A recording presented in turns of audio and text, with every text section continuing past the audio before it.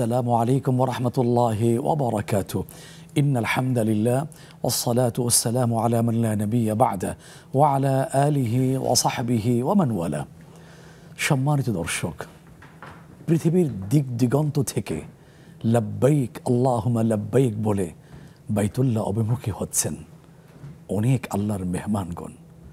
প্রশ্ন হচ্ছে, আমরা এখন কোন দিকে অভিমুখী?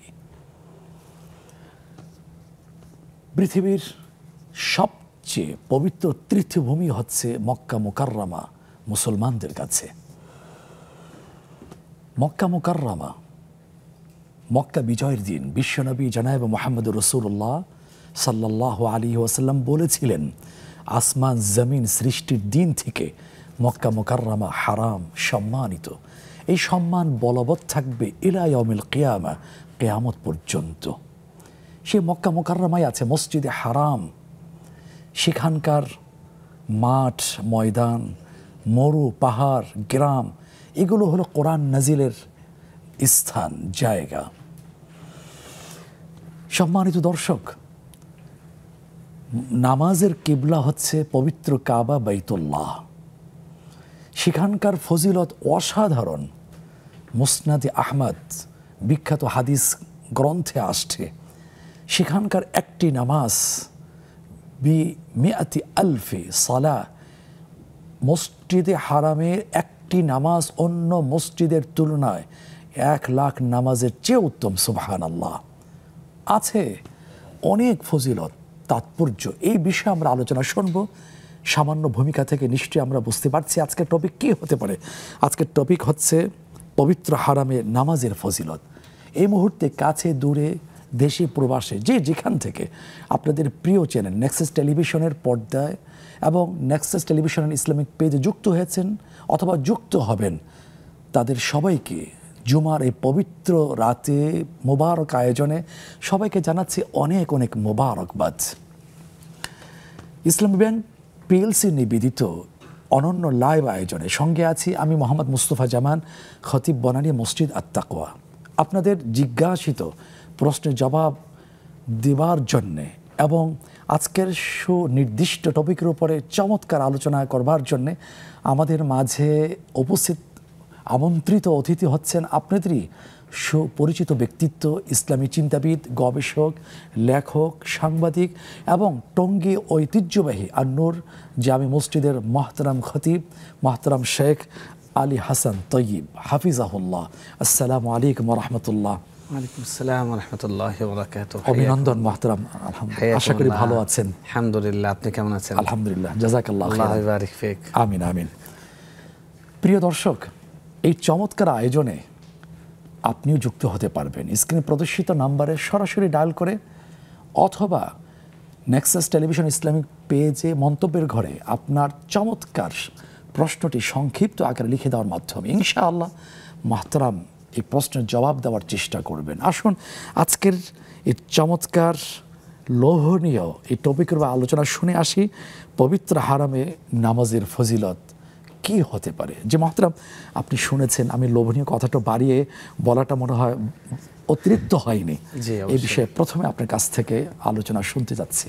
ধন্যবাদ। নাহমাদুহু ওয়া নুসাল্লি আলা রাসূলিহিল কারীম, আল্লাহুম্মা সাল্লি আলা মুহাম্মাদিন নবিয়্যিল উম্মি ওয়া আলা আলিহি ওয়া সাল্লাম তাসলিমান কাসীরান মাজিদান।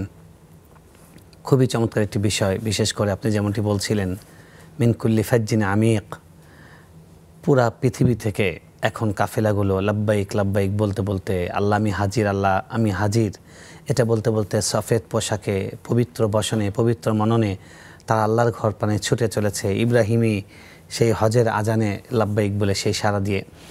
এরকম সময়ে আমাদের কাছে সবচেয়ে পুরা মুসলিম বিশ্বের এখন আগ্রহের কেন্দ্রে রয়েছে মসজিদে হারাম। মসজিদে হারামের অনেক মর্যাদা রয়েছে। আল্লাহ রাব্বুল আলামিন কোরআনে অনেক অনেক অনেক সূরায় মসজিদে হারামের কথা বলেছেন। সূরা 3-এর মধ্যে, সূরা বাকারা, অনেক সূরার মধ্যে বলেছেন। তো আল্লাহ এখানে একটি কথা বলেছেন, ইন্না আউওয়ালা বাইতিন উদিআ লিন-নাস লাল্লাযী বিবাক্কা মুবারাকান ওয়া হুদাল লিল আলামিন। অনেক কথা আল্লাহ বলেছেন যে পৃথিবীর সবচেয়ে প্রাচীন ঘর, যেটা ইবাদতের জন্য বানানো হয়েছে, মানুষের জন্য নির্মিত হয়েছে, সেটা হলো কাবা ঘর। তো কাবা ঘর যেই জায়গায় আছে, যেই মসজিদের ভেতরে আছে, সেটাই হলো মসজিদে হারাম। সুতরাং বুঝতেই পারছি যে পৃথিবীর আদিতম ঘর, পুরো মুসলিম উম্মাহ, পুরো বিশ্ব মানবতার জন্য, বিশ্ব মুসলিমের জন্য যেটা কিবলা, তাদের আবেগ এবং তাদের ভালোবাসার তীর্থস্থান, ভালোবাসার কেন্দ্র, সেই কাবা মুশাররফা যেখানে রয়েছে সেটাই হলো মসজিদে হারাম। মসজিদে হারামের অনেক ফজিলত রয়েছে। আল্লাহ রসুল সাল্লাল্লাহু আলাইহি সাল্লাম এর অনেক ফজিলত বলেছেন। আমরা সূরা আল ইসরার মধ্যে শুরুতেই দেখি যে আল্লাহ সুবহানাহু ওয়া তাআলা এই মসজিদটির নাম নিয়েছেন সুবহানাল্লাযী আসরা বিআবদিহি লাইলাম মিনাল মাসজিদিল হারাম ইলাল মাসজিদিল আকসা। যিনি রাতের বেলা নৈশ ভ্রমণ করিয়েছেন তার প্রিয়তম শ্রেষ্ঠতম বান্দাকে মসজিদে হারাম থেকে মসজিদে আকসাই। সুতরাং মসজিদে হারাম এই শব্দবন্ধটি এটা কোরআনে উল্লেখিত হয়েছে। এটা বিশাল একটা, জি, এটা সরাসরি এই নামে আসছে, আবার এর অনেক উপনাম আরো এটার ইঙ্গিতাত্মক শব্দ দিয়ে অনেক অনেক এসছে। তো এইগুলো মসজিদে হারামের একটা বিশাল মর্যাদা। মসজিদে হারামের মর্যাদার এটি একটি দিক যে এই মসজিদে যদি কেউ নামাজ পড়ে প্রত্যেকটি রাকাত অন্য জায়গায়, প্রত্যেকটি রাকাত থেকে বহু বহু বহু গুণ সেটা সওয়াব বেড়ে যায়। রাসূল সাল্লাল্লাহু আলাইহি ওয়াসাল্লাম অনেকগুলো হাদিসে বলেছেন এই সম্পর্কে। তাআদ্দুদের রিওয়ায়াত অর্থাৎ একাধিক বর্ণনা, একাধিক ভাষ্যে বিভিন্ন গ্রন্থে এসছে। যেমন সহিহ মুসলিমের মধ্যে যেটা এসছে, সহিহ বুখারী এবং মুসলিমের রাসূল সাল্লাল্লাহু আলাইহি ওয়াসাল্লাম বলছেন সালাতুন ফি মসজিদি হাযা খায়রুম মিন আলফি সালাতিন ইল্লাল মসজিদুল হারাম। যে আমার এই মসজিদে নববীতে এখানে কেউ যদি এক ওয়াক্ত সালাত পড়ে, এক রাকাত সালাত পড়ে, তাহলে সেটা অন্য জায়গায় পড়ার থেকে 1000 গুণ সওয়াব রাখে। সুবহানাল্লাহ। তবে মসজিদে হারাম তা নয়, মসজিদে হারামে এর থেকেও বেশি। সেটা আবার তিনি মুসনাদ আহমদের বর্ণনায় মাজমাউজ জাওয়ায়েদে সালাতুন ফিল মসজিদিল হারাম খায়রুম মিন মিয়াতি আলফি সালাতিন ফিমা সিওয়া। আল্লাহ নবী সাল্লাল্লাহু আলাইহি ওয়াসাল্লাম বলছেন যে মসজিদে হারামে নামাজ পড়া একটি নামাজ অন্য মসজিদে নামাজ পড়ার চেয়ে 1,00,000 গুণ সওয়াব বেশি রাখে। সুবহানাল্লাহ। 1,00,000 গুণ সওয়াব বেশি হয়, মানে 1,00,000 চেয়েও বেশি, 1,00,000 চেয়েও বেশি। সুবহানাল্লাহ, সুবহানাল্লাহ। অর্থাৎ অন্য জায়গায় 1,00,000 নামাজ পড়লে যে সওয়াব তার থেকেও বেশি পরিমাণ সওয়াব একটা নামাজে। এখানে একটু কথা হয়তো অনেক দর্শকের সুপ্ত মনে প্রশ্ন হতে পারে, মসজিদ নববীর 1000 রাকাতের কথা বললেন, কোথাও কোথাও শোনা যায় 50,000-এর কথা আছে। এটা কতটুকু সহিহ? দেখুন 50,000-এর বর্ণনাটিও আছে, তবে বর্ণনার দিক থেকে, হাদিসের বর্ণনার সূত্রের দিক থেকে ওই হাদিসটি দুর্বল, এবং সহিহ এবং বিশুদ্ধ হলো 1000 রাকাত। এবং এটা একাধিক বর্ণনা মুয়াত্তা মালিক হয়েছে, এবং মসজিদের নববীতে একদম সবচেয়ে গুরুত্বপূর্ণ যে জায়গা, সেই জায়গার দেয়ালের উপরে এই হাদিসটা লেখা আছে। তো সে কারণে আমরা এটাই আমাদের কাছে বেশি গ্রহণযোগ্য, এবং এটাই আমরা কোট করব যে 1000 গুণ আর মসজিদে হারামে 1,00,000 গুণ। সুবহানাল্লাহ। সুতরাং আমরা বুঝতে পারছি যে যে হাজি ভাইয়েরা যাচ্ছেন, হাজিরা কিন্তু সবচেয়ে বেশি সময় সেখানে স্টে করেন, 40-45 দিন, 1 মাস 35 দিন থাকার সুযোগ পান। তো এই পুরো সময়টা যেন হাজি ভাইদের দুটো আমল মসজিদে হারামে বা মক্কায় থাকা অবস্থায় আছে, যেটা বাইরে করার সুযোগ নেই। একটা হলো তাওয়াফ, আল্লাহর ঘরের তাওয়াফ, এটা পৃথিবীর আর কোথাও নেই। তো এই আমলটা বেশি বেশি করা, আর হলো একটা ওয়াক্ত নামাজ যেন মসজিদে হারামে ছুটে না যায়। আমি দেখেছি ওইখানে গিয়ে অনেক লোক এই মানে কড়া করে এসি ছেড়ে আবার মোটা কম্বল দিয়ে আরামে বিভোর ঘুমিয়ে থাকেন, ঘরে উঠে কোনো রকম হোটেলে নামাজ পড়ে নেন, একটা ওয়াক্ত নামাজ যেন ছুটে না যায়। একটু জানতে আগ্রহী, সেটা হচ্ছে শুধু নামাজের বেলায় কি 1,00,000 রাকাতের চেয়ে সব বেশি হবে? এর পাশাপাশি কি সুবহানাল্লাহ, আলহামদুলিল্লাহ, অন্যান্য যে তাসবিহগুলো যে পড়া হবে সেগুলোর ক্ষেত্রে কি সওয়াব বেশি হবে কিনা আমরা জানবো। দর্শকেরকে আমরা যুক্ত করে নিয়ে নিই। আসসালামু আলাইকুম ওয়া রাহমাতুল্লাহি ওয়া বারাকাতুহু। দুঃখিত, লাইনটি বিচ্ছিন্ন হয়ে গিয়েছে। প্রিয় দর্শক, আবার চেষ্টা করুন, ইনশাআল্লাহ হয়তো আপনি যুক্ত হতে পারবেন। জি মহতারাম, শুধু নামাজের ক্ষেত্রে কি হাদিসের সুসংবাদ প্রযোজ্য হবে, না এর সাথে সাথে অন্যান্য তাসবিহগুলোর সওয়াবও বেড়ে যাবে? দেখুন এখানে স্পষ্ট সলাতুন নামাজের কথা এসছে, অর্থাৎ 1,00,000-এর যে অফারটা সেটা নামাজের ক্ষেত্রে প্রযোজ্য, আর বাকি ওই জায়গায় প্রত্যেকটা আমলের সওয়াব বেশি। কারণ আল্লাহ রাব্বুল আলামিনের ইসলামের একটা মূলনীতি হলো যে কোনো নেক আমল তো আল্লাহ তাআলা 10 দিয়ে শুরু করেন, আর প্রত্যেকটা আমলকে ওই 10-এর উপরে সেটা স্থান হিসেবে এবং কাল হিসেবে, কালের কারণেও সময় বাড়ে, স্থানের কারণেও সেটার মূল্য বেড়ে যায়। কালের কারণে যেমন আমরা লাইলাতুল কদরের কারণে, লাইলাতুল কদরে খায়রুম মিন আলফি শাহর, তো এরকম ওটা দাম হয়েছে সময়ের কারণে, ঠিক একইভাবে স্থানের কারণেও এটার দাম বেড়ে যায়। তো মসজিদে হারামে যেই আমলটাই করা হবে সেই আমলটার সওয়াব অন্য বাহিরের পৃথিবীর যে কোনো জায়গার থেকে ওটা বেশি দামি, ওটার সওয়াব বেশি হবে। বাকি এখানে যে 1 লাখের কথা বলা হচ্ছে, এখানে নামাজ শব্দটাই রাসূল সাল্লাল্লাহু আলাইহি ওয়াসাল্লাম বলেছেন। জাযাকাল্লাহু খাইরান, জাযাকাল্লাহু খাইরান। এখন যারা আশেপাশে বসবাস করেন, যেমন একটা খবরে আসছে 40 লাখের মতন আশপাশে বসবাস করে থাকেন, তারা তো সারা বছর সুযোগ পেয়ে যান, তাদের ক্ষেত্রেও কি এটা, না বাইরে থেকে যারা আসবেন তাদের ক্ষেত্রে এই লাখের সংখ্যাটা প্রযোজ্য হবে? সবার জন্যই, সবার জন্যই। সৌদি আরবের 30টির 32টি সম্ভবত প্রভিন্স আছে, তাদের প্রদেশ আছে, তার মধ্যে মক্কা হলো সবচেয়ে জনবহুল, এবং শুধু মক্কার আয়তন আমাদের পুরো বাংলাদেশের থেকে বড়, বিস্ময়কর।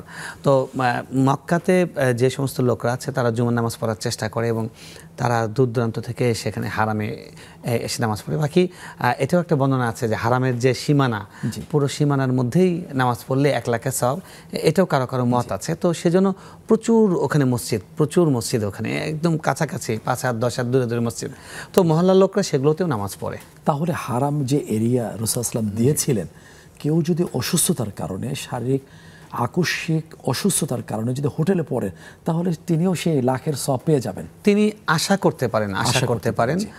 যদি শেখ হোসাইমিন রহমতুল্লাহর মত আমরা শুনবো, গুরুত্বপূর্ণ এই কথাটা, আবার লাইন বিচ্ছিন্ন হয়ে যায় কিনা।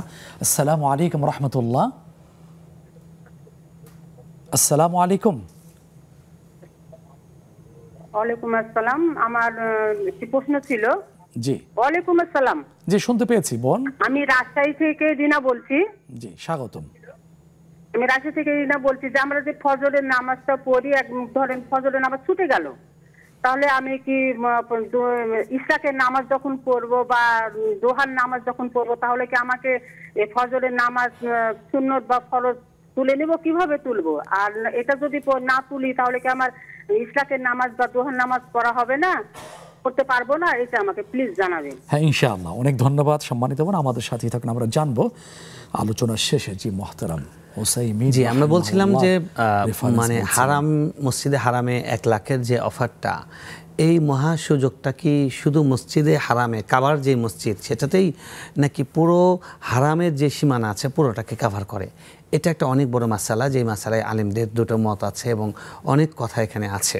তো আমরা যদি খুব শর্ট করে বলি তাহলে হলো, দেখুন মসজিদে হারাম তো কাবার মসজিদ, যেটা কাবার শরীফের চারপাশে যে বিল্ডিং এবং মসজিদের যে সীমানা আছে, মসজিদের এরিয়া আছে, সেখানে বাউন্ডারি আছে, তো সেটা তো কাবার মসজিদ, মসজিদ হারাম এবং মসজিদুল কাবা, কাবার অংশ, কাবার মসজিদ।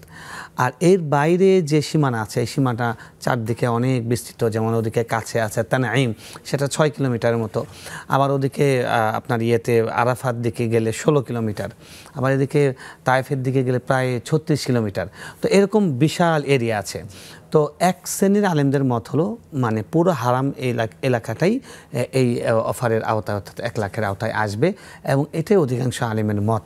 তবে শেখ হুসাইমিন রহমতুল্লাহ আলাইহি, যিনি সৌদি আরবের সাবেক গ্র্যান্ড মুফতি ছিলেন, উনি সহ আরও অনেক আলেমের মত আছে যে না, এটা শুধুমাত্র মসজিদুল কাবাই ক্ষেত্রে এটা প্রযোজ্য।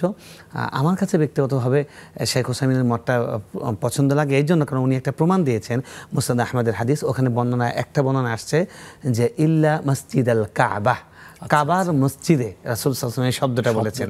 যে কাবার মসজিদ যদি বলা হয় তাহলে তো অবশ্যই যেই স্থাপনাটা আমরা দেখি মিনার বহুল যে স্থাপনা, সেটাই তাহলে মিন করা হয়। কাবাঘরের চারপাশে যে মসজিদটা আছে, বাকি আল্লাহু আলাম। আমরা বলবো যে আমরা কাবাঘরের মসজিদকে মনে করে চেষ্টা করবো সবগুলো নামাজ ওখানে পড়তে, আর যেই নামাজটা এর বাইরে ছুটে গেছে আমরা আল্লাহর কাছে দোয়া করবো যে আল্লাহ এই অফারের আওতায় এটাকেও 1 লাখ দিয়ে দেন। আমিন, এরকম। জাযাকাল্লাহু খাইরান। হোটেলে পড়ার আশায় বসে থাকবো না। জি, দর্শক যুক্ত করে আমরা বিরতিতে যাব ইনশাআল্লাহ। বাকি আলোচনা বিরতি থেকে ফিরে এসে। আসসালামু আলাইকুম ওয়া রাহমাতুল্লাহ। ওয়ালাইকুম আসসালাম ওয়া রাহমাতুল্লাহি ওয়া বারাকাতুহু। আমি মৃত্তিকা মনি বলছিলাম বাড়িধারা থেকে। জি বোন, অভিনন্দন। স্যার আপনারা ভালো আছেন? আলহামদুলিল্লাহ, আশা করি আপনি ভালো আছেন। জি আলহামদুলিল্লাহ, আল্লাহ তাআলা ভালো রেখেছেন। স্যার আমার দুটো কোয়েশ্চেন আছে। আমার ফার্স্ট কোয়েশ্চেন হচ্ছে যে আমাদের সোসাইটিতে দেখা যায় কিছু ফ্যামিলি আছে, যেসব ফ্যামিলিতে ভাই বোনের ক্ষেত্রে দেখা যায় যে ভাই বোনের ইনকাম সোর্স ভালো, বা যে ভাই বোনের এডুকেশনাল কোয়ালিফিকেশন ভালো তাদেরকে বেশি প্রায়োরিটি দেওয়া হয়। কিন্তু এমন যদি হয় যে একজন মা যদি এই কাজটা করেন যে সন্তানের ইনকাম সোর্স ভালো তাকে একটু বেশি প্রায়োরিটি দিচ্ছে, আর যে সন্তানের ইনকাম সোর্স খারাপ তাকে একটু কম প্রায়োরিটি দিচ্ছে, তার কথা কোনো কেয়ার করা হচ্ছে না, সেই সব মায়ের ক্ষেত্রে ইসলামিক বিধানটা কি হতে পারে? জি, অনেক ধন্যবাদ, গুরুত্বপূর্ণ প্রশ্ন। আমার সেকেন্ড কোয়েশ্চেন হচ্ছে যে নর্মালি আমি একজন ঠান্ডা মাথার মানুষ, কিন্তু দেখা যায় যে যখন আমি খুব রেগে যাই তখন ওযু ট্রিটমেন্ট বা টাওয়েল ট্রিটমেন্ট আমার কোনো কাজে আসে না। এটা কি শয়তানের কোনো ওয়াসওয়াসা? আমি এ থেকে কিভাবে রিমুভ পেতে পারি? জি, এরপরে আর কোনো প্রশ্ন আছে বোন? না, ঠিক আছে, আমার অনেক ধন্যবাদ, অনেক ধন্যবাদ। গুরুত্বপূর্ণ জীবন ঘনিষ্ঠ এই প্রশ্ন আমরা পেয়েছি, তবে এখন নয়, আমরা বিরতি থেকে ফিরে এসে জানবো। প্রিয় দর্শক, আপনারা দেখছেন তন্ময় আলোচনা শুনছিলেন। আমরা বাকি আলোচনা প্রশ্নোত্তর নিয়ে আসছি ছোট্ট বিরতি থেকে ফিরে আসার পরে। আমাদের সাথেই থাকুন।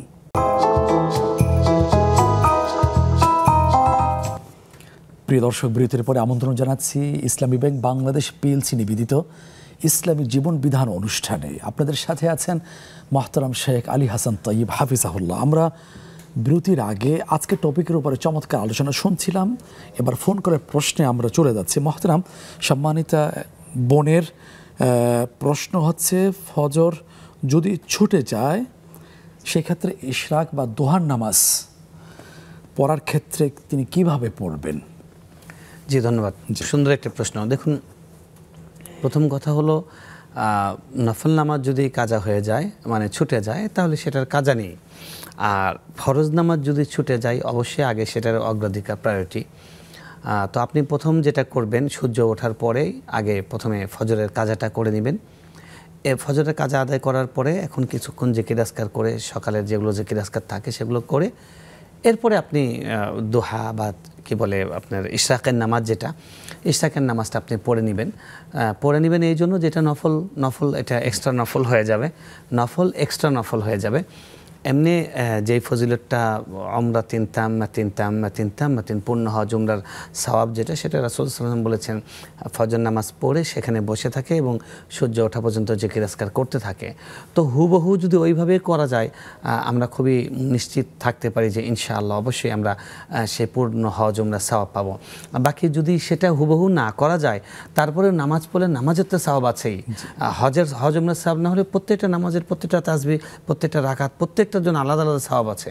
তো নামাজের বিশাল সওয়াব যেটা, সেটাও আমরা পাবো এবং আল্লাহর কাছে আশা করতেই পারি যে আল্লাহ রাব্বুল আলামিন অন্যান্য দিন যারা পড়েন তাদের জন্য আলাদা একটা হাদিসের মাধ্যমে ছুটে গেলেও সওয়াবটা পরিপূর্ণ পাওয়ার সুযোগ আছে। সেটা হলো রাসূল সাল্লাল্লাহু আলাইহি ওয়াসাল্লাম বলেছেন, যে ব্যক্তি ইদা সাফারা রাজুলান আও মারিদ, যখন কোনো ব্যক্তি সফর করে কিংবা অসুস্থ হয়ে যায় এবং সেই সফরের কারণে কিংবা অসুস্থতার কারণে রেগুলার যে আমলটা তিনি করতেন সেটা ছুটে যায়, তখন আল্লাহ সুবহানাহু ওয়া তাআলা না করলে সেই সওয়াবটা তাকে দিয়ে দেন। তো প্রিয় বোন, আপনি যদি রেগুলার ইশরাক পড়ার অভ্যাস থেকে থাকে, তাহলে আপনি ফজরের নামাজ কাজা আদায় করার সঙ্গে সঙ্গেই আপনি সেই ইশরাকের সওয়াবটা পেয়ে যাবেন, যদি রেগুলার করার অভ্যাস থাকে ইনশাআল্লাহ। জাযাকাল্লাহ খাইরান। বাড়িদারা থেকে এক সম্মানিত বোনের জীবন ঘনিষ্ঠ দুটো প্রশ্ন আমরা জানবো, তার আগে একজন দর্শক যুক্ত করে নিয়ে নিই। আসসালামু আলাইকুম ওয়া রাহমাতুল্লাহ। আসসালামু আলাইকুম। ওয়ালাইকুম আসসালাম ওয়া রাহমাতুল্লাহি ওয়া বারাকাতুহু। হযরত ভালো আছেন আপনারা? না, জি আলহামদুলিল্লাহ, আশা করি আপনি ভালো আছেন। হযরত আমার দুটো প্রশ্ন। জি, প্রথম প্রশ্নটা হচ্ছে যে নামাজে আপনার আমরা ওই সেজদা যাওয়ার আগে অনেকে দেখি যে দু হাত আগে দিয়ে দেয়, আর আমরা যেটা করে আসছি দু পা আঁঠু আগে ফেলাই আর কি। তা এখন কোনটা, মানে আমাদের আঁঠুটা আগে ফেললে ওটা কি হাদিস দ্বারা সম্মত, নাকি হাতটা আগে, ওটা হাদিস দ্বারা সম্মত? দ্বিতীয় প্রশ্ন হচ্ছে যে বাংলাদেশের বর্তমানে যে বিশ্ব ইজতেমা, আমাদের এখানে যেটা আমরা টঙ্গীর তিলক-তীরে দেখতেছি আর কি, তো ওটা কি আসলে কতটুকু সঠিক বা ঠিক আছে কিনা বা ঠিক নেই? এবং দেখা গেছে যে এই তাবলীগ জামাতের ফলে অনেক মানে বেনামাজি নামাজের পথে ধাবিত হয়েছে, ভালো দিকে আসছে। তো এটা কি, মানে আমি ডাইরেক্টলি বলি যে আহলে হাদিসের যারা আছেন আর কি, ঠিক আছে, এত ডাইরেক্টলি বলে যে ঠিক আছে ভাইয়া, নাম বলার প্রয়োজন নেই। ঠিক আছে, কোরআন সুন্নাহর মানদণ্ডে বিশ্ব ইজতেমা কতটুকু সহি, এটা আমরা জানবো ইনশাআল্লাহ। অনেক ধন্যবাদ সম্মানিত ভাই, আমাদের সাথে থাকুন, আমরা জানানোর চেষ্টা করবো। আরেকজন দর্শক আছেন। আসসালামু আলাইকুম ওয়া রাহমাতুল্লাহ। আসসালামু আলাইকুম। কে আছেন লাইনে? নাম পরিচয় দিয়ে প্রশ্ন করি। আমরা পাচ্ছি না, দুঃখিত। আমরা জি ফোন কলের উত্তরে আমরা চলে যাচ্ছি। প্রিয় দর্শক, আবার চেষ্টা করুন ইনশাআল্লাহ। জি মহতরম, বাড়িদারা থেকে এক সম্মানিতা বোনের জিজ্ঞাসা হচ্ছে, দেখা যাচ্ছে ফ্যামিলির মধ্যে যেই ছেলের ইনকাম ভালো তার গুরুত্বটা বেশি, মার কাছেও ইনকাম কম, বুঝতে পেরেছি। সেক্ষেত্রে মায়ের হুকুম কি হতে পারে? তিনি আসলে যে প্রশ্নটা করেছেন খুবই খুবই খুবই স্পর্শকাতর একটি বিষয়। এখানে আমাদের বুঝতে হবে দুই দিক থেকে, দুইটা অ্যাঙ্গেল থেকে। এক নম্বর হলো যে আসলে কিন্তু মা সব সন্তানকেই ভালোবাসেন, সবাইকে সমানভাবেই ভালোবাসেন। যেমন একজন শিক্ষক সব ছাত্রকেই ভালোবাসেন, সবাইকে সমানভাবেই ভালোবাসেন। কিন্তু একটা ছাত্র যখন রেগুলার প্রত্যেক দিন পড়াটা আগে দিতে পারে, টিচার যা বলেন তাই করে, তার প্রতি আলাদা একটা কেয়ারনেস, আলাদা একটা সফট কর্নার তৈরি হয়। এটা অন্যায় কিছু নয়, এটা হলো ভালোকে মূল্যায়ন করার অংশ। তো এখন কোনো সন্তান যখন মানে দেখা গেছে উনি বেশি নামাজি, বেশি বাবা মার কথা আনুগত্য করেন, সেটার কারণে যদি এক্সট্রা একটা আপত্ত স্নেহ আসে, আর অন্যদেরকেও যদি বঞ্চিত না করেন, তাদের উপর জুলুম না করেন, তাদের যেটা প্রাপ্য সেটা থেকে বঞ্চিত না করেন, সেটা দোষ বা ত্রুটি মনে করার কোনো কারণ নেই, মনে করা উচিত না, ওই সেন্স থেকে দেখা উচিত না। বাকি আমাদের সামাজিক যে বাস্তবতায় আমরা দেখি যে এটা সত্যিই দুঃখজনক একটা ব্যাপার থাকে, যে এটা আসলে শুধু মায়ের ক্ষেত্রে না, এটা স্ত্রীর ক্ষেত্রে নয়। কেন? স্ত্রীও তো নিজের ভাইদের মধ্যে 3টা ভাই, যেই ভাই একটু ধনী তাকে বেশি পছন্দ করে, তাকে ফোন বেশি দেয়, বোনরা ফোন অর্থাৎ আমরা সবাই এরকম যে তেলের কি বলে, তৈলের মাথায় তৈল দেয়, যার মাথায় তেল আছে তার মাথায় সবাই তেল দেয়। তো এটা তো আসলে আমাদের এটা মানে একটা আমাদের এই মাটির একটা স্বভাব, এটা বেইনসাফি, এটা ইসলামী ইয়ে নয়। ইসলামের কথা হলো যে আপনি মানুষকে শুধু তাকওয়ার ভিত্তিতে এক্সট্রা সম্মান পাবে, এক্সট্রা ভালোবাসা পাবে, আর কোনো কারণে তার এক্সট্রা কোনো সে বেনিফিট সে পাবে না। এখন একটা সন্তান যখন অর্থনৈতিকভাবে সাপোর্ট বেশি দিতে পারেন, বাবা মার টাকা পয়সার দরকার, তখন বেশি এগিয়ে আসতে পারেন, উনি কিছু কিছু ক্ষেত্রে আসলে তো উনি মূল্যায়ন বেশি পেতেই পারেন। এটা তো বেইনসাফ নয় যে একটা বিষয়ে ডিসিশন মেক করবেন তো বাবা মা তো প্রথম আগে তাকেই ডাকবে, এটাই স্বাভাবিক। কারণ ওই ডিসিশন বাস্তবায়ন করতে গিয়ে 10,000 টাকা রাখবে, ওই ছেলেটা ওই আগে দিবে। তো এটা কিন্তু আসলে এই সেন্স থেকে আমরা বলবো যে যদি ওনারা কিছুটা বেইনসাফি করেও থাকেন, এই সেন্স থেকে আমরা না দেখি, প্রশ্নটাও না তুলি, এটা একটা আদব। দেখুন, হাসান বসরি রহমতুল্লাহর কাছে বলেছেন যে বাবা মার সঙ্গে তর্ক করা বা বশচায় লিপ্ত হওয়া জায়েজ কিনা। উনি বলেছেন বাবা মা নয়, বাবা মার জুতার সঙ্গে তর্ক করা জায়েজ নেই। তো এই ব্যাপারে আমি বলবো যে প্রশ্নটাই আমরা না তুলি। বাকি আপনি মা, আপনি প্রশ্ন করেন যে আমি যদি আমার সন্তানের সঙ্গে এরকম আচরণ করি সেটা ঠিক কিনা, তাহলে বলবো যেটা ঠিক নয়। কিন্তু আপনার মায়েরটা যখন আপনি প্রশ্ন করবো, আমরা বলবো প্রশ্নটাই ঠিক নয়। ধন্যবাদ। আল্লাহ আশা করি আপনারা সবাই বুঝবেন, আশা করি আমরা বোঝার চেষ্টা করব। জবাব দিয়েছেন যে বোনের দ্বিতীয় প্রশ্ন হচ্ছে, বোন খুবই ধৈর্যশীল একজন মানুষ, কিন্তু কখনো রেগে গেলে উজু করেন, তারপরও ক্ষেত্র বিশেষ রাগটা প্রশমিত হয় না, আপনার পরামর্শ কি? প্রিয় বোন, আল্লাহ তাআলা আপনাকে খুবই নেককার আল্লাহ প্রিয় বান্দি হিসেবে কবুল করুন। দেখুন, আপনি একজন আল্লাহর নিশ্চয় আল্লাহ প্রিয় বান্দি, সালেহা নেককার একজন মহিলা, সেজন্য আপনি এত সুন্দর প্রশ্ন করেছেন।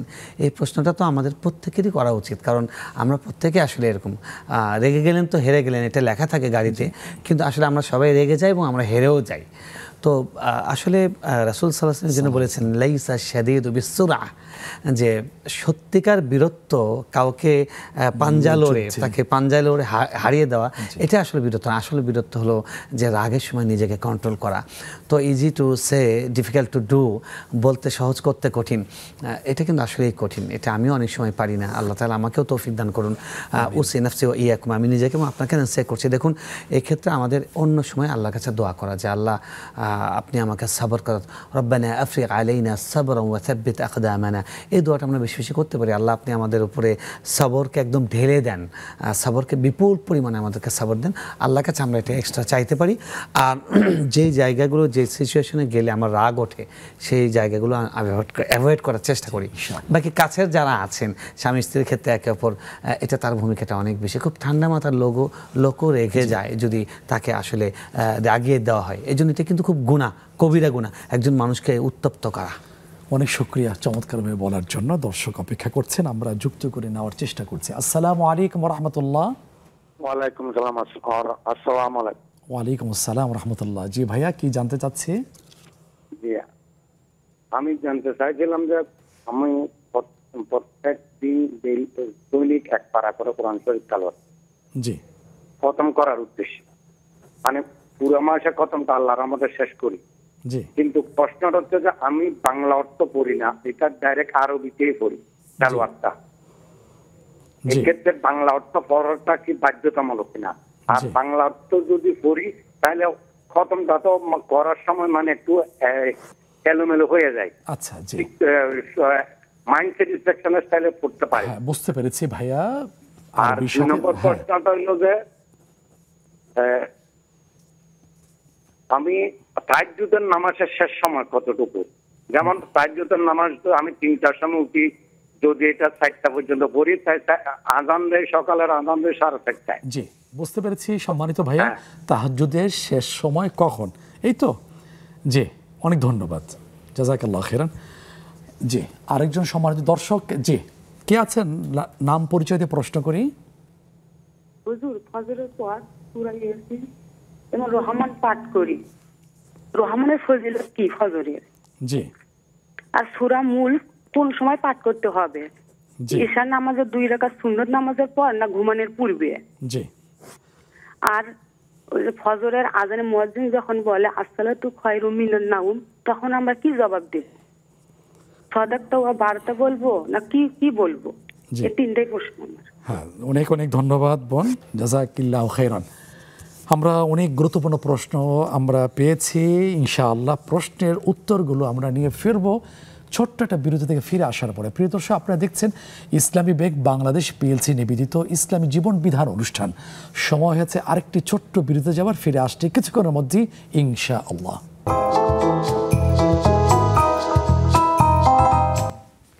সম্মানিত দর্শক, বিরতির পরে আবারও আমন্ত্রণ জানাচ্ছি ইসলামী ব্যাংক বাংলাদেশ পিএলসি নিবেদিত ইসলামী জীবন বিধান অনুষ্ঠানে। আপনাদের প্রশ্নের জবাব দিচ্ছেন মোহতারাম শাইখ আলী হাসান তৈয়ব হাফিজাহুল্লাহ। বিরতির আগে আমরা জীবন ঘনিষ্ঠ চমৎকার কিছু প্রশ্ন পেয়েছি, সেগুলো তো আমরা জানবো। তার আগে আমরা অনলাইনে প্রশ্ন চলে যাচ্ছি। মোহতারাম সাইদা মিম নামে এক সম্মানিতা বোন জানতে চেয়েছেন, এক হজ থেকে পরবর্তী হজ পর্যন্ত সকল গুনাহ মাফ হয়ে যায়, এটা কি সত্যি? উমরার ক্ষেত্রে কি এমন হবে? জি, উমরার ক্ষেত্রে হাদিসটা আছে, আমরাতুন ইলা উমরা মুকাফফিরাত। রমজান থেকে রমজান ও ইলা রমাদান ওয়াল জুমআতু ইলা জুমআ ওয়া উমরাতুন ইলা উমরা মুকাফফিরাতুন লিমা বাইনাহুন্না মাজতানাবাল কাবায়ের। হাদিসটা হলো যে এক জুমা থেকে আরেক জুমা, এক রমজান থেকে আরেক রমজান এবং এক উমরা থেকে আরেক উমরা মধ্যবর্তী সকল গুনার জন্য কাফফারা হয়ে যায় যদি সে কবিরা গুনাহ না করে।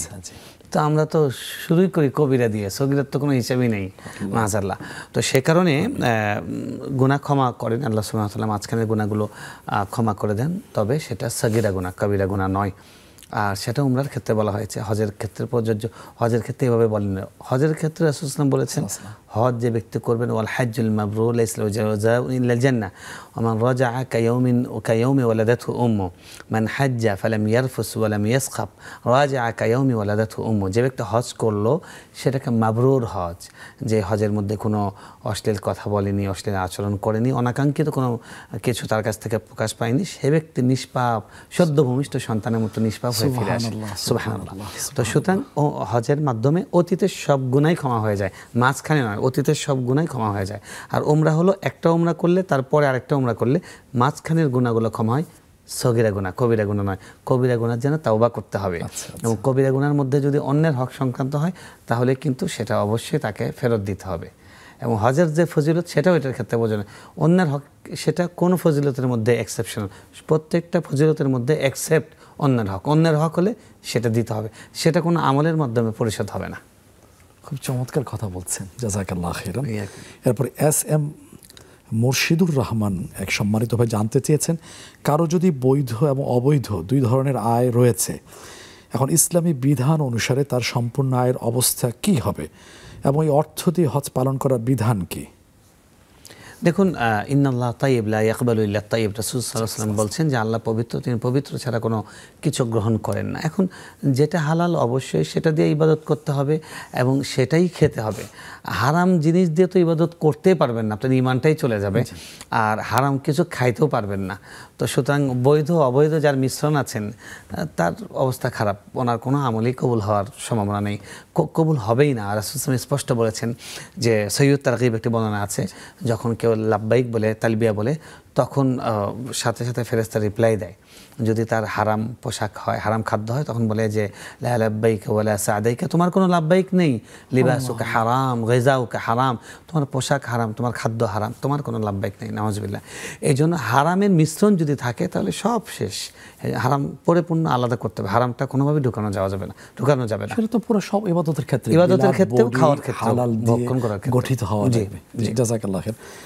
আরেকজন সম্মানিত অনুষ্ঠান দেখে থাকেন কিন্তু কষ্টের কথা শেয়ার করেছেন, সেটা হলো মাহফুজা মুস্তফা নামে এক বোন বলেছেন এই অনুষ্ঠান রাত 11টার আগে করলে ভালো হয়, না হলে তাহাজ্জুদের নামাজ, ফজর নামাজ আদায় করতে কষ্ট হয়। কি বলবেন? জি, আপনার সাথে আমরাও একমত, কিন্তু এটা তো কর্তৃপক্ষের বিষয়। নিশ্চয়ই তারা আজকের এটা আপনার এই আবেদনটা শুনবেন, আমরা আশা করব তারা এটা বিবেচনা করবেন। তারপরে তো বিকল্প ব্যবস্থা আছে, পরের দিন রিপিট হচ্ছে। জি, এটা রিপিট হচ্ছে, দিনের বেলা শোনা যায়, শুনতে পারেন। জাযাকাল্লাহ খাইর। আমরা অনলাইন থেকে একটা প্রশ্ন আমরা নিয়ে নিলাম, এরপর ফোন কলের প্রশ্নে চলে যাচ্ছি।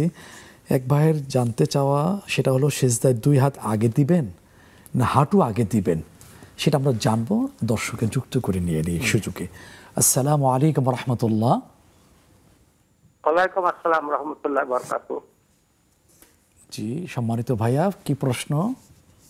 আমার প্রশ্ন হচ্ছে হুজুর, আমরা যে ঈদুল আজহা কুরবানি দেই, কুরবানি তো নিয়ত করি আল্লাহর রাস্তায় দেই, কিন্তু হুজুরের কুরবানি দেওয়ার আগে যারা 7 জন 5 জন 6 জন তাদের নাম কেন দেওয়া হয়?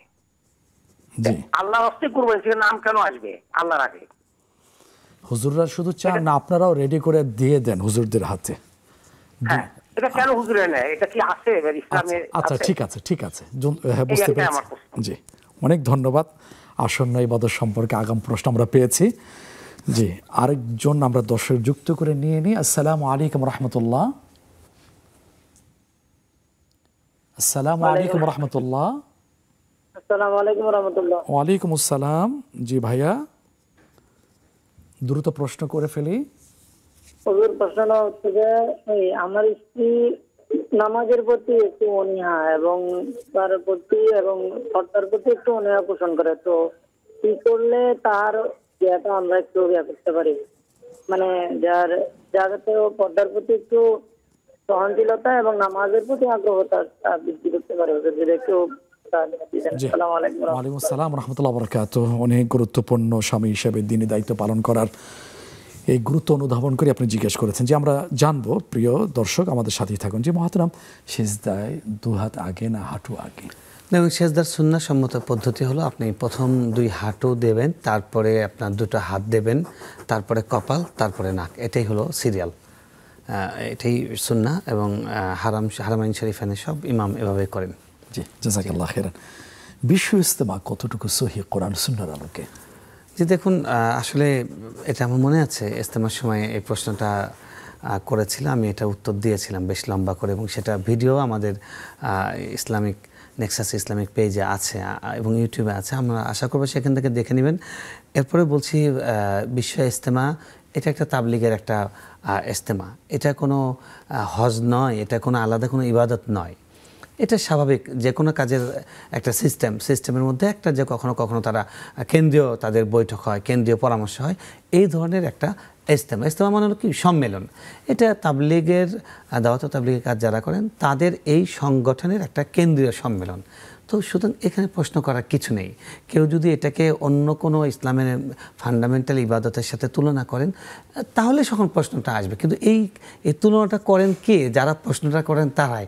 কারণ আমরা এই পর্যন্ত কোনোদিন, আমার বাসায় তো টঙ্গী ইজতেমার মাঠের পাশে, আমি পৃথিবীর কোনোদিন কোনো মুরব্বীকে বলতে শুনিনি, কোনো তবলিগওয়ালা সাথী ভাই বলেননি যে এটা হজের পরে দ্বিতীয় ইয়ে। এটা পত্রিকায় লেখে, মিডিয়ার লোকরা বলে, এটা তাদের দায়িত্ব, সাধারণ মানুষ এটা বলে তাদের মুখ থেকে। এটা তো অবশ্যই একটা ভালো, মানে একটা মানুষ যদি ইবাদতের প্রশিক্ষণ নেবার জন্য এবং দিনের কথা শুনে, দাওয়াতের গুরুত্ব শুনে, তার দাওয়াতের কাজে উনি নিজেকে অনুপ্রাণিত করার জন্য উনি ইজতেমায় যান, তাহলে অবশ্যই এটা ভালো কাজ। উদ্দেশ্যটা কি সেটা দেখতে হবে। এবং সেখানে কোরআন হাদিস থেকে কথা বলা হয়। আমরা দেখি অনেকে এটা নিয়ে খুব বিরূপ কথা বলেন, এক্সট্রিম কথাবার্তা বলেন। আমরা তাদেরকে বলবো ওখানে গিয়ে একদিন শোনেন, আপনি বয়ান শোনেন। ওখানকার আলেমরা যারা বয়ান করেন খুব তারা হাই থট আলেম, তাদের কথাবার্তা সব কোরআন সুন্নাহ ভিত্তিক হয়। এটা ইজতেমা তো শুধু তাদের হয় না, অন্যদেরও তো হয়ে থাকে। হ্যাঁ, সবার ইজতেমা হয়, বিভিন্ন জায়গায় ইজতেমা হয়, এবং সেই ইজতেমাগুলো নিয়ে প্রশ্ন হয় না, জাস্ট এই ইজতেমা। এই জন্য আমরা আশা করব যে আল্লাহ তাআলা আমাদের প্রত্যেকের অন্তরকে পরিচ্ছন্ন করে দিবেন। তারপরে ভাই একটু বলার চেষ্টা করেছিলেন, এখানে যারা যাচ্ছেন বা এই দিনই কার্যক্রমে যারা যুক্ত হচ্ছেন, দেখা যায় তাদের আমলের পরিবর্তন আসছে, নামাজি হচ্ছেন, সিরাত সুরাতেও প্রশংসনীয় পরিবর্তন পরিলক্ষিত হচ্ছে। জি, জাযাকাল্লাহ খাইরান। এরপর এক ভাই বলেছেন প্রশ্ন আকারে, সেটা হলো প্রতিদিন কোরআনে কারীম থেকে এক পারা পড়ার চেষ্টা করে 30 দিনে খতম করার একটা টার্গেট থেকে থাকে। এখন বাংলা পড়া হয় না, হইলে একটা পড়ার যে একটা গতি স্বাভাবিকতা ব্যাহত হয়, সেক্ষেত্রে কি বাংলা পড়াটা কি অর্থ পড়ার কি ফরজ বা জরুরি কিনা? দেখুন, আল্লাহ কোরআন দিয়েছেন কেন? আল্লাহ কোরআনে বারবার করে বলেছেন যাতে তোমরা এটা অনুধাবন করো, যাতে তোমরা চিন্তা করো। এটা পুরোটাই কিন্তু বোঝার সাথে সম্পর্কিত। সে কারণে কোরআন নাজিল করার একটা মৌলিক কোরআন নাজিল কেন করা হয়েছে যেন আমরা ওটা শুনি কি বলছেন আল্লাহ। আমি আপনার কাছে চিঠি লিখেছি, কেন আপনি এটা ধুয়ে ধুয়ে খাবেন, এটা গায়ে লাগাবেন, সেজন্য। সূরা আম্বিয়া প্রথমে ফিহি যিকরুকুম আফালা তাআকিলুন, অনেক এখানে তোমাদের স্মরণ সভা আছে, আফালা তাতাযাক্কারুন, তোমাকে স্মরণ করা, অনেক বারবার বলেছেন। তো সুতরাং কোরআনটা আল্লাহ বোঝার জন্য নাজিল করেছেন, তাই কোরআন বোঝাও একটা মৌলিক উদ্দেশ্য। বাকি কোরআনই একমাত্র কিতাব, একমাত্র আল্লাহর বাণী, একমাত্র বাণী যেটা না বুঝে পড়লেও সওয়াব হয়, এ ব্যাপারে কোনো সন্দেহ নেই। এবং কোরআনকে যেভাবে কাজে লাগাবেন সেটাই বারাকা, সেটাই মুবারাক। কিতাবুন আনজালনাহ, আমি এই কিতাব নাজিল করেছি, মুবারাক, আল্লাহ বলেছেন যে এটা হলো বরকতময়। সুতরাং এটা সব দিক থেকে বরকতময়। আমরা আপনাকে সমন্বয় করতে বলবো, ব্যালেন্স করতে বলবো। আপনি আপনার টাইমটাকে করেন যে কতটুকু সময় আপনি দৈনিক কোরআনকে দিতে চাচ্ছেন, দিতে পারছেন। তো যতটুকু দিতে পারবেন তার মধ্যে আপনি 50% কোরআন স্বাভাবিক পড়ার জন্য, তার তেলের সঙ্গে কোরআন রেগুলার খতমের জন্য দেন, আর 50% আপনি বোঝার জন্য দেন। 1 মাস না হলে 2 মাসে খতম হোক,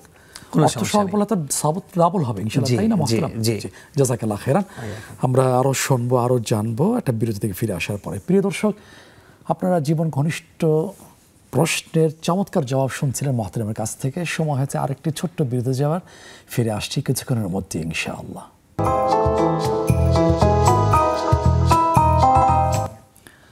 প্রিয় দর্শক, বিরতির পরে আবারও সাদর আমন্ত্রণ জানাচ্ছি ইসলামী ব্যাংক বাংলাদেশ পিএলসি নিবেদিত ইসলামী জীবন বিধান এই চমৎকার আয়োজনে। মোহতারাম শেখ আলী হাসান তাইয়িব জবাব দিচ্ছেন। মোহতারাম, তাহাজ্জুদের শেষ সময় কখন? তাহাজ্জুদের শেষ সময় সেটাই ফজরের শুরুর সময়, যেটা অর্থাৎ সুবহে সাদিক। আল্লাহ রাব্বুল আলামিন কোরআনে বলেছেন কুলু ওয়াশরাবু হাত্তা ইয়াতাবায়ানা লাকুমুল খাইতুল আবয়াদু মিনাল খাইতিল আসওয়াদ। তো অর্থাৎ সুবহে সাদিক যেটা বলা হয়, এক কথায় সংক্ষেপে বললে সুবহে সাদিক যেটা, সেই সুবহে সাদিক হলে তাহাজ্জুদ বন্ধ এবং তখন ফজর শুরু। আমাদের দেশে ফজর নামাজ একটু বিলম্বে পড়া হয়, সে কারণে আজানের সাথে কিন্তু ফজরের সম্পর্ক নয়, ওয়াক্তের সঙ্গে। এখানে খুব সহজ বুদ্ধি হলো, প্রত্যেকের কাছে ক্যালেন্ডার আছে, মোবাইলে ক্যালেন্ডার পাওয়া যায়, আপনি গুগল থেকেও দেখে নিতে পারেন, ওই টাইমটা এক্সাক্ট জেনে সেই পর্যন্ত তাহাজ্জুদ পড়তে পারবেন। জাযাকাল্লাহ খাইরান। এরপর এক সম্মানিত বোনের জানতে চাওয়া, সকালে সূরা ইয়াসিন আর রহমান যদি পড়া হয়ে থাকে, দুটো সূরার ফজিলত কি? তিনি জানতে চাইছেন যে সূরা রহমানের ফজিলত। যখন সূরা রহমানের অনেক ফজিলত আছে, 1 নম্বর ফজিলত হলো যে এই সূরা রহমানটাকে আলী রাদিয়াল্লাহু তাআলা আনহুর একটি বর্ণনা আছে, এটা বাইহাকিতে, সুনান বাইহাকিতে এসছে এবং হাদিসটা মারফু। সেখানে বলা আছে আরুসুল কোরআন, কোরআনের মানে নওশা, কোরআনের নবদুলহান, এরকম। অর্থাৎ কোরআনের একটা বিশেষ সূরা। আর এই সূরা সম্পর্কে ওমর রাদিয়াল্লাহু তাআলার বর্ণনা আছে, সেটাও সহিহ হাদিস, যে রাসূল সাল্লাল্লাহু আলাইহি ওয়াসাল্লাম একদিন সাহাবীদের সামনে সূরা রহমান তেলাওয়াত করলেন এবং পড়া শেষ হলে রাসূল সাল্লাল্লাহু আলাইহি ওয়াসাল্লাম বললেন, কি হলো, আমি তো এটা জিনদের সামনে পড়েছিলাম, জিনরা এই সূরার পরে তোমাদের থেকে সুন্দর করে রেসপন্স করেছে। সাহাবীরা অবাক হয়ে গেলেন, কীভাবে রেসপন্স করেছেন? সাহাবীরা তো রাসূল সাল্লাল্লাহু আলাইহি ওয়াসাল্লাম যখন কথা বলতেন তখন যেন নারের ওসিম তয়েব, তাদের মাথার উপর পাখি, এরকম নীরবে তারা খুব আদবের সঙ্গে বসে মনোযোগ সহ শুনতেন। তো তারা সেরকম করে মানে চুপ করে শুনেছেন। রাসূল সাল্লাল্লাহু আলাইহি ওয়াসাল্লাম বললেন, তোমাদের থেকেও জিনদের রিপ্লাইটা সুন্দর হয়েছে এই সূরার ক্ষেত্রে। তখন কেমন করে? জিনরা রাসূল সাল্লাল্লাহু বললেন যে যতবার ফাবিআইয়ি আলাই রাব্বিকুমা তুকাজ্জিবান আমি তেলাওয়াত করেছি, ততবার তারা বলেছেন যে হে আল্লাহ, আপনি প্রত্যেকটা নিয়ামতকে, কোনো নিয়ামতকে অস্বীকার করার মতো নয়, আপনি সব নিয়ামত আপনি দিয়ে ওয়ালাকাল হামদ, আপনার জন্য সমস্ত প্রশংসা। যতবার ফাবিআইয়ি আলাই রাব্বিকুমা তুকাজ্জিবান পড়েছি, ততবার জিনরা এটা রিপ্লাই দিয়েছে, তাদের রিপ্লাইটা কত সুন্দর। তো এই সূরার একটা ফজিলত হলো, এই সূরার এক একটা আয়াতের সঙ্গে এই যে এই দোয়াটা করার আমাদের সুযোগ আছে, যেটার মাধ্যমে আমরা এক্সট্রা সওয়াব পাবো। এছাড়া আরো অনেকগুলো ফজিলত আছে যেগুলো সেভাবে সহিহ সনদে বর্ণিত হয় না, সেজন্য আমরা সেগুলোতে আমরা যাচ্ছি না। সূরা ইয়াসিনের কথা তিনি জিজ্ঞেস করেছেন। জি আচ্ছা, সূরা ইয়াসিনের একটা হাদিস আছে, মানে অনেকগুলো কথাই আছে সূরা ইয়াসিনের ক্ষেত্রে, যে মান ক্বারা সূরাতা ইয়াসিন ফি সাদরিন নাহার কুযিয়াত হাওয়াইজু, যে ব্যক্তি দিনের শুরু ভাগে সূরা ইয়াসিন পড়বে তার প্রয়োজন মিটিয়ে দেওয়া হবে। হাদিসটি সনদের দিক থেকে দাঈফ অর্থাৎ দুর্বল হাদিস। ফজিলতের ক্ষেত্রে চলে, আমরা পড়তে পারি। সূরা ইয়াসিন পড়ার আরও প্রমাণিত অভিজ্ঞতালব্ধ অনেক ফজিলত আছে, যে এই সূরা পড়লে অনেক রকমের হৃদয়ের মধ্যে নূর সঞ্চার হয়, বারাকা হয়, রিজিক বৃদ্ধি হয়। এগুলো অভিজ্ঞতালব্ধ, এগুলো কোনো আমরা হাদিস থেকে কোট করছি না। হাদিস থেকে এই হাদিসটাই আছে যে প্রয়োজন মিটিয়ে দেওয়া হয়, এবং এটা হাদিসটি সনদের দিক থেকে দাঈফ। তবে এটা পরীক্ষিত যে আসলেই সূরা ইয়াসিন যদি পড়ে আল্লাহ তাআলা সারাদিন তাকে হেল্প করেন। ছোট্ট একটা জিজ্ঞাসা, সেটা হলো সূরা ইয়াসিন কোরআনের হৃৎপিণ্ড। কেউ যদি নিয়মিত পড়ে থাকেন দুনিয়াতে, মৃত্যুর সময় নাকি এটা পেন কিলার হিসেবে কাজ করবে, কতটুকু শুদ্ধ? এরকম কোনো সহিহ আসে নাই। দেখুন, কোরআনের পুরা কোরআনই আল কোরআন শাফিআন লি আসহাবি, কোরআন সুপারিশ করবে। এবং আমি বরং একটা সতর্কতা দেবো, সেটা হলো যে অনেকে আছে সূরা ইয়াসিন, রহমান এগুলো সারাদিন, এগুলো প্রতিদিন পড়ে, কিন্তু তাদের নিয়মিত তেলাওয়াত নাই। আমরা বলবো যে রেগুলার তেলাওয়াতের একটা রুটিন থাকতে হবে, যাতে কোরআন শুরু থেকে শেষ পর্যন্ত খতম হয়। এরপরে যদি আপনি এগুলো পড়েন খুবই ভালো, খুবই ভালো। জাযাকাল্লাহ খাইরান। একজন দর্শক আছেন। আসসালামু আলাইকুম ওয়া রাহমাতুল্লাহি ওয়া বারাকাতুহু। আসসালামু আলাইকুম ওয়া রাহমাতুল্লাহি ওয়া বারাকাতুহু। জি হুজুর, আমি নামাজ পড়ার সময় দোয়াটা একটু জুড়ে পড়ি, মানে সামান্য জুড়ে পড়ি, মানে মনে মনে পড়লে মানে কথা উলট পালট হয়ে যায়, মানে অনেক সময় দুম বন্ধ হয়ে আছে বা মনে থাকে না, এই কারণে আমি হালকা জুড়ে পড়ি। এটা পড়া ঠিক হইব কিনা? আশপাশে কোনো গায়ের মাহরাম পুরুষ শুনে থাকেন? আচ্ছা, ঠিক আছে। মানে আমি দরজা লাগে রুমের মধ্যে পড়ি, যাতে আওয়াজটা বাইরে না যায়, এইভাবেই পড়ি। আর এটা কি ঠিক হইব কিনা? আচ্ছা, ঠিক আছে, জানবো আমরা ইনশাআল্লাহ। আমাদের সাথে থাকুন। জি, দ্রুত প্রশ্ন করে ফেলি। জি বোন, প্রশ্ন করি। হ্যাঁ, লাইনটা বিচ্ছিন্ন হয়ে গেছে বোন, আমরা নিতে পারিনি, দুঃখিত। জি মহতারাম, সূরা মুলক কখন? সূরা মুলক এটা শোয়ার আগে, এটা রাতের পড়া হয়। সালাসুনা আয়াতান ফিল কোরআন হিয়াল মানিআ, 30টি আয়াত 30টি সূরা মুলক, এটা কবরের আযাব থেকে রক্ষা করে। এটা রাতে, অর্থাৎ আপনি মাগরিবের পর থেকে শোয়ার আগে যে কোনো সময় পড়লে এই ফজিলতটা পেয়ে যাবেন। বোন একটু বলার চেষ্টা করেছিলেন, সেটা হলো ঈশার নামাজের এমন কোনো নিয়ম আছে কিনা? না, কোনো নিয়ম নাই। তিনি যেটা বলেছেন সুন্নতের আগে জাতীয় কোনো টাইম রাতে পড়লেই হবে। নাই। রাত সূর্য ডোবার পর থেকে রাত শুরু হয়, রাতে পড়লে রাত পর্যন্ত। শুকরান, জাযাকাল্লাহ খাইরান। ফজরে আযানে আসসালাতু খায়রুম মিনান নাওম, এই বাক্যের উত্তর কি হতে পারে? যে আপনি বলেছিলেন সাদাক্তা ওয়া বারারতা, এটাই যে আপনি সত্য বলেছেন এবং আপনি ভালো কথা বলেছেন। আসসালাতু খায়রুম মিনান নাওম, নামাজের থেকে, ঘুমের থেকে নামাজ উত্তম, এটাই সঠিক। এই উত্তরটা দিবেন। জি, কুরবানি দেওয়ার ক্ষেত্রে হুজুর সাহেবরা, ওনার শব্দটা আমি বলছি, নামের বিষয়টা বলছি, যে তিনি যেটা বলছিলেন, দেখুন এটা আসলে আমাদের পক্ষ থেকে ভুল আছে এবং আপনাদের পক্ষ থেকে ভুল আছে। আমরাও বলি যে দেখি নামগুলো কই, আর আপনারাও সেই নামগুলো সরবরাহ করেন। আসলে এখানে কুরবানিটা আব্দুল্লাহ জাহাঙ্গীর রহমান সুন্দর করে বলেছেন যে কুরবানিটা আল্লাহর জন্য আর অমুকের পক্ষ থেকে। কুরবানিটা অমুকের পক্ষ থেকে হয়, অমুকের নামে নয়, তো আল্লাহর নামে অমুকের পক্ষ থেকে। তো আমরা এইভাবে বলবো। আর এটা লেখা উচ্চারণ করা কোনোটাই জরুরি নয়, বরং এটা বাদ দেওয়াই দরকার। এটা খুব বেশি আনুষ্ঠানিকতা হয়ে গেছে। কুরবানি যারা যারা করছেন ওই সময় উপস্থিত থাকবেন, উপস্থিত থেকে মনে মনে নিয়ত করবেন যে আল্লাহ এটা আপনি আমার পক্ষ থেকে কবুল করুন, যার যার নিয়ত করবেন। জাযাকাল্লাহ খাইরান। আমরা আলোচনা শুনছিলাম চমৎকারভাবে, সময়ের শেষের দিকে চলে আসছি। দুটো প্রশ্ন আছে মহতারাম। স্ত্রী নামাজ এবং পর্দায় অনীহা দেখান, সেক্ষেত্রে পরামর্শ কি হতে পারে? পরামর্শ সবর সবর সবর নসিহা। আপনি ধৈর্য ধরুন, আপনি তাকে নসিহা করুন, বোঝাবার চেষ্টা করুন, ভালো জায়গা নিয়ে যান, ভালো পরিবেশ দিন, ভালো লোকদের সঙ্গ দিন, তাকে ভালো ভালো ধর্মীয় বই পুস্তক দিন, শায়েখদের আলোচনা দিন, হৃদয় টাচিং, আল্লাহর কাছে কান্নাকাটি করুন, ধৈর্য অবলম্বন করুন। আস্তে আস্তে ঠিক হবে ইনশাআল্লাহ। এটার জন্য লড়াই করা, সংসারের মধ্যে যুদ্ধ বাঁধাবার দরকার নেই। ছোট্ট প্রশ্ন ছোট্ট উত্তর আশা করছি। সেটা হলো, বোন নামাজে দোয়া জোরে পড়লে ওনার এটা ভালো লাগে, সেক্ষেত্রে কোনো সমস্যা আছে? দেখুন, তিনি বলেছেন হালকা জোরে। আসলে জোরে কোনটাকে বলা হয়? জোরে বলা হয় যেটা অন্যের কান পর্যন্ত যায়, তো সেটা আসলে পড়বেন না। মহিলাদের আওয়াজ সতর, মহিলারা সেটা পড়বে না, সেটা পড়া যাবে না। আপনি জোরে পড়া বলতে এটা যে হয়তো আপনি পড়ছেন, এখানে ঠিক পাশে যদি কেউ দাঁড়াতো তিনি একটু শুনতে পেতেন, আর এখানে কেউ দাঁড়ানোর সম্ভাবনা নেই, এরকম জোরে পড়লে সমস্যা নেই। জাযাকাল্লাহ খেরান। অনেক গুরুত্বপূর্ণ প্রশ্ন উত্তর আমরা সুন্দর দালিলভাবে পেয়েছি। একটা ছোট্ট শব্দ, পবিত্র হারামে নামাজের ফজিলত। হারাম বলতে আমাদের দেশের লোকেরা বলছে নিষিদ্ধ। নিষিদ্ধের অর্থে কি হারাম না অন্য অর্থে? হারাম শব্দের অর্থ তো নিষিদ্ধ এবং হারাম শব্দের অর্থ সম্মানিত। আসলে নিষিদ্ধ যেটা, এটা আল্লাহর প্রতি সম্মান রেখে আমরা এই কাজটা করব না, এটা নিষিদ্ধতা বোঝানো হয়। সম্মানিত অর্থ বোধহয় আছে। জি, শুকরান, জাযাকাল্লাহ খাইরান। প্রিয় দর্শক, সময় আর নিতে পারছি না, একেবারেই শেষ প্রান্তে এসে উপনীত হয়েছি। যা শুনলাম, আল্লাহ আমাকে, আপনাকে, আমাদের সবাইকে আমল করার তৌফিক দান করুন। আগামী অনুষ্ঠান দেখার আমন্ত্রণ জানিয়ে এখানে শেষ করছি। আসসালামু আলাইকুম ওয়া রাহমাতুল্লাহি ওয়া বারাকাতুহু।